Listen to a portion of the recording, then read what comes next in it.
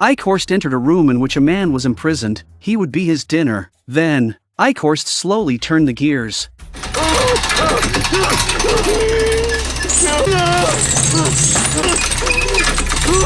Tightening the man little by little, the restrained man shouted for help while Eichhorst enjoyed the fear of his food. In the man's despair, Eichhorst began to feed.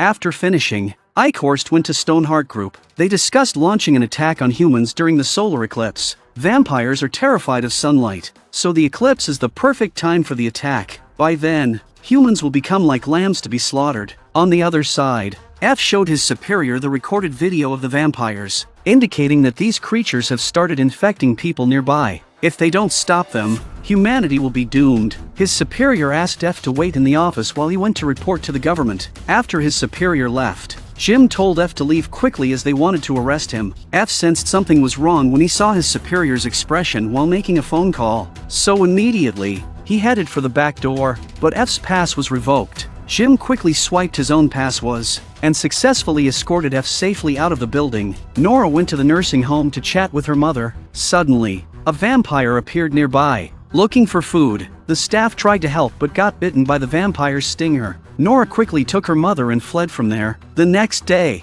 Nora couldn't find any news reports about the incident. It seemed that F was telling the truth. Someone was manipulating things behind the scenes. Hiding this event, she quickly packed her belongings, preparing to leave the city with her mother. On the other side, F rushed to his ex-wife's house. He claimed that a very dangerous epidemic was spreading in the city and wanted his ex-wife to leave with their son immediately. His ex-wife found it absurd and they had a heated argument. Matt secretly called the police upon witnessing the situation. Soon, the police arrived and arrested F. Eichhorst once again found Gus and asked him to steal a corpse from the hospital. Gus, infuriated, punched Eichhorst in the face. To his surprise, Eichhorst was unharmed. He then punched his abdomen, but it had no effect. Instead, Eichhorst threw him several meters away with a single strike. Helpless, Gus reluctantly agreed to do one more task for him. On the other side, F was arrested and taken to the police station for questioning. He was accused of killing Redfern. F,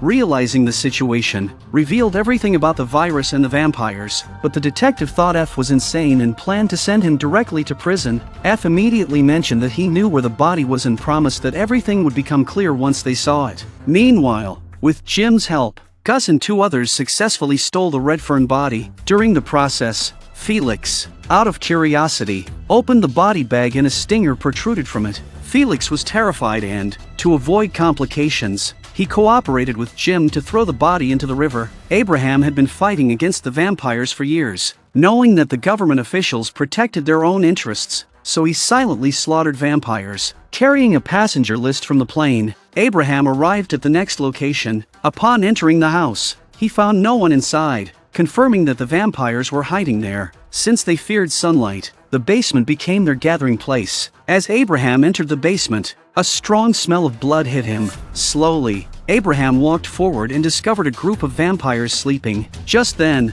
a vampire rushed towards him. Abraham first uses a silver spike gun to restrict his movement, then cuts his head off with a single stroke of his sword. Hearing the commotion, the other vampires woke up. But suddenly, Abraham's heart condition acted up, and he quickly took out his medication from his pocket. However, the vampires had already surrounded him. Accidentally, he dropped the medication on the ground. Helpless, Abraham could only fight with his silver spike gun while retreating. Luckily, it was daytime, and Abraham managed to escape unharmed. After a short rest, he placed candles on the stove and turned on the gas valve, intending to burn the vampires alive. On the other side, Vasily was discussing the creatures he saw in the sewer with his colleagues. His co-workers started laughing at him. Seeing that they don't believe it, Vasily drew a picture of the creature's appearance and urged everyone to leave the city immediately. Then, Vasily returned to his company and found the entire place empty. This confused him. He went to the manager's office and noticed that the lights seemed to be broken. Carrying a flashlight, he prepared to fix it, but suddenly he saw the manager sitting in the bathroom. The manager lunged at him as soon as he saw him. Then, his stinger slowly powered up. Luckily, Vasily dodged in time and punched the manager, knocking him down. Vasily knew the weak point of these monsters, so he quickly pulled open the curtains. As expected, the vampires exposed to sunlight started to burn. In just a few seconds, he was charred. Given the severity of the situation, Vasily rushed home to urge his parents to leave the city immediately. However, Vasily's father never approved of his career. That's why their relationship has been on ice. When Vasily mentioned the invasion of monsters, his father thought he must be crazy. Vasily was deeply saddened by his father's response. Soon, a solar eclipse phenomenon occurred, and everyone gathered on the streets to witness this rare spectacle. Meanwhile, F was being taken by the police to identify the crime scene. Suddenly, F spotted Bennett, the coroner who had turned into a vampire, searching for prey on the street. The police officer immediately moved forward to arrest him, but in the next moment, the monster had finished feasting and quickly left the scene. Only then did F get out of the car and approach the detective, requesting the handcuff keys. After the detective handed over the keys and asked for help, F simply said, "I'm sorry." After unlocking the handcuffs, he knew all too well that the detective had already been infected and was beyond saving. On another side, Gus and Felix were walking home when they encountered two panicked individuals running past them. It was Bennett, the vampire. Bennett approached and knocked Gus to the ground, then turned his attention to Felix. Just as it seemed critical, Gus struck Bennett on the head with a bat. A nematode from Bennett's brain accidentally splattered on Felix's hand. Gus immediately rushed to help, but the police suddenly appeared and pinned them both to the ground. The solar eclipse ended quickly. The police station received numerous reports of terrifying attacks. Meanwhile, F arrived at Abraham's antique shop. Abraham opened the door and let F inside, and they both entered a secret room. To F's surprise, he encountered Nora and her mother in the room. Thus, the team to fight against the demonic forces officially formed. On the other side, Lus returned home after work. Just as he got out of the car and was about to enter his house, a vampire targeted him. Seeing bloodstains all over the vampire's mouth, Lus immediately turned around and ran. He quickly took refuge in a taxi and urged the driver to drive away. The driver got out of the car with a gun, ready to fend off the monster, but unsurprisingly, he got killed by the creature. Then, Lus took the opportunity while the monster was feasting on the driver and quickly ran into his house. But to his astonishment, he found out that his wife had also turned into one of these creatures.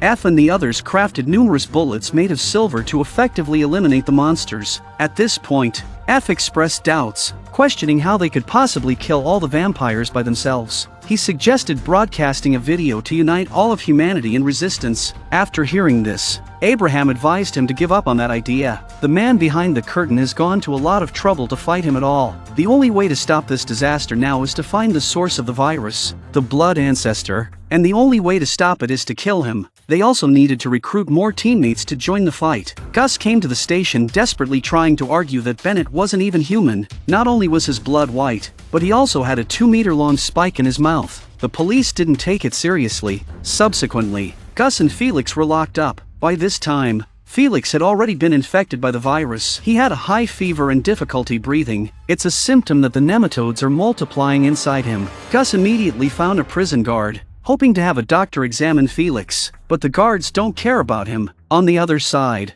Jim was well aware that the city was infested with vampires, so he planned to escape with his wife. But just then, F and the others arrived. After entering the house, F revealed their purpose for coming. He wanted Jim to join the team and lure Eichhorst out. If they didn't stop their plans, all of humanity would be wiped out. Jim decided to team up with F and take action. Before that, he sent his wife away. Now with no ties holding him back, Jim officially joined the team. Abraham also gave Jim a small self-defense knife. Soon Eichhorst got a message from Jim. Jim threatened with all sorts of things for him to do, and told Eichhorst to come to the subway station in person with $100,000 or else he'd expose him for everything he'd been up to. Eichhorst knew this was a trap. He planned to take this opportunity to eliminate the people opposing him. Soon Eichhorst arrived at the subway station for his appointment. He was furious about Jim's betrayal. Fortunately, they chose to meet at the subway station. Otherwise, Jim would not have survived. Then, Eichhorst turned and left the scene. F and the others, who were lying in wait, prepared to take action. They followed Eichhorst to the platform, but suddenly, he disappeared into the crowd. In another instant, Abraham encountered Eichhorst at another subway entrance. The two had been in a long-standing battle without a clear winner. Abraham made a direct sword attack, but Eichhorst easily dodged it. Abraham launched another attack, but Eichhorst swiftly gained control over him. Then Eichhorst's flesh thorn began to accumulate strength. At that moment, Eichhorst's lower leg was shot. It turned out that F and the others had arrived just in time. Eichhorst saw that there were many of them and that they had silver pistols, so he fled in a hurry. The plan to capture Eichhorst failed. He would surely be more cautious next time. On the other side, the nanny brought the children to the house for shelter. Her daughter returned home from work and asked why the children weren't sent back. The nanny explained that it was dangerous there, but her daughter didn't believe her. She insisted on taking the children to their parents' place. Little did she know that this decision would cost her life. Soon the group arrived at Joan's house and the kids excitedly got out of the car and ran towards the house. The nanny immediately called out to Mr. and Mrs. Joan, but there was no response. Just then, the little daughter let out a scream. The nanny quickly ran over and entered the living room, only to find that Lus was already dead.